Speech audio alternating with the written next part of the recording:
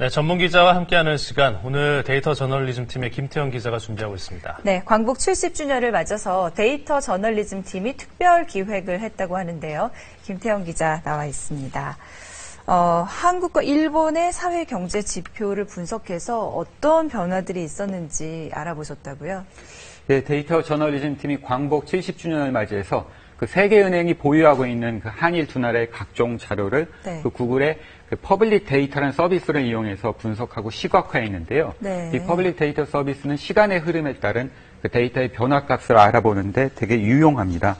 먼저 대표적인 경제 지표인 그 구매력 평가 기준, 그러니까 물가 수준을 감안한 그 GDP라고 할 수 있죠. 구매력 평가 기준 1인당 GDP를 보시겠습니다. 네.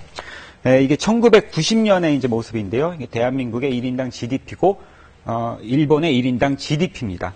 이제 시간의 흐름에 따라서 그 GDP, 1인당 GDP가 이제 다 성장을 하는데요. 한국의 이제 1인당 GDP 성장 속도가 훨씬 빨라서, 최근에는 이제 일본과 거의 비슷해졌습니다. 구매력 평가 기준 1인당 GDP입니다. 2014년 기준으로 한국이 약 34,000달러, 일본이 약 36,000달러가 돼서 두 나라의 구매력 평가 기준 1인당 GDP는 비슷해졌습니다.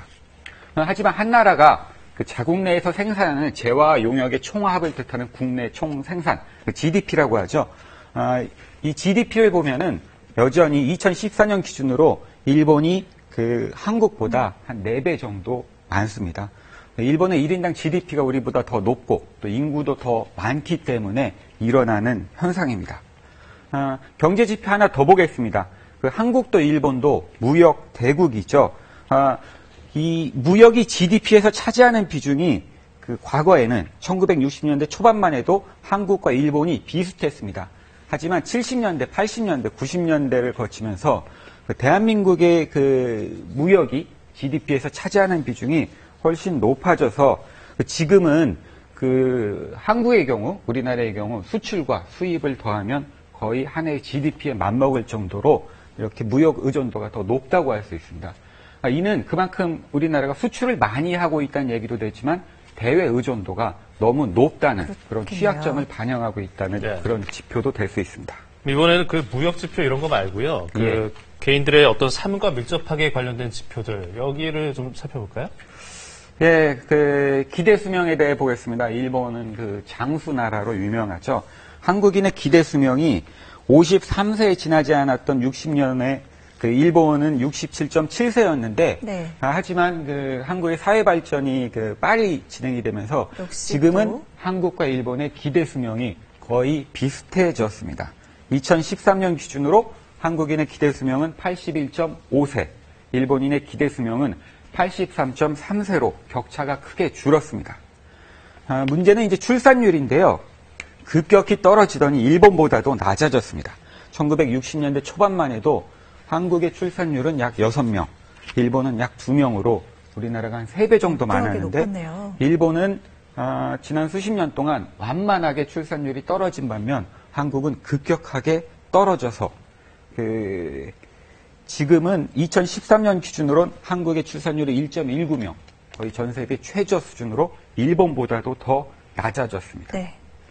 다음 공공의료비 지출 잠깐 보겠습니다. 그 큰 병에 걸리면 엄청난 치료비 항상 걱정거리인데요. 그 부담 덜어주는 게 이제 공공의료라고 할 수 있죠. 안타깝게도 우리나라의 그 공공의료비 지출은 일본보다 낮은데요.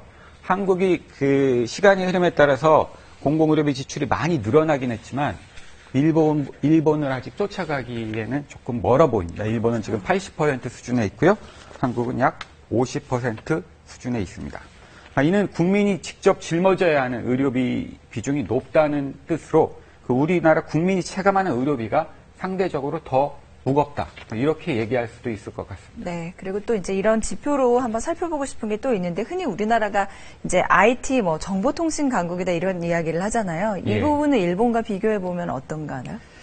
예, 그렇게 보통 알고 있는데요. 데이터 보면은 뭐 꼭 그렇다고 얘기하기도 좀 그래요? 어렵습니다. 예. 초고속 인터넷 가입자 수를 보면은요, 한국이 훨씬 일본보다 많았습니다. 많았는데 최근 들어서 일본이 많이 쫓아와서 지금은 많이 두 나라의 그 초고속 인터넷 가입자 수가 한국이 많기는 하지만 일본도 많이 근접해 있다고 할 수 있습니다. 네. 인터넷 사용자 비율도 잠시 보겠습니다. 파란색이 대한민국, 빨간색이 일본인데 그 90년대는 일본이 많았다가 2000년대는 한국이 많았다가 최근 들어서는 일본의 인터넷 사용자 비율이 오히려 한국보다 100명당 사용자 비율입니다. 조금 더 많은 것으로 나오고 있습니다. 네. 끝으로 휴대전화 가입자 비율을 보겠는데요. 휴대전화 가입자 비율은 80년대만 해도 한 일본이 많았습니다. 네. 일본이 많고 90년대도 많았다가 2000년대 들어서는 대한민국이 많았는데 최근 들어서는 일본의 휴대전화 가입자 비율이 100명당 가입자 수입니다. 100명당 가입자 수가 오히려 한국보다도 더 많아졌습니다. 전체적으로 보면 그 정보통신 인프라는 한국만 좋은 게 아니라 뭐 한국도 일본도 다 같이 일단 좋다고 뭐 그렇게 얘기할 수 있을 것 같습니다. 네. 네. 자, 해방 이후에 한국과 일본에 어떤 변화들이 있었는지 통계를 통해서 살펴봤습니다. 김태형 기자 고생하셨습니다. 네, 잘 들었습니다.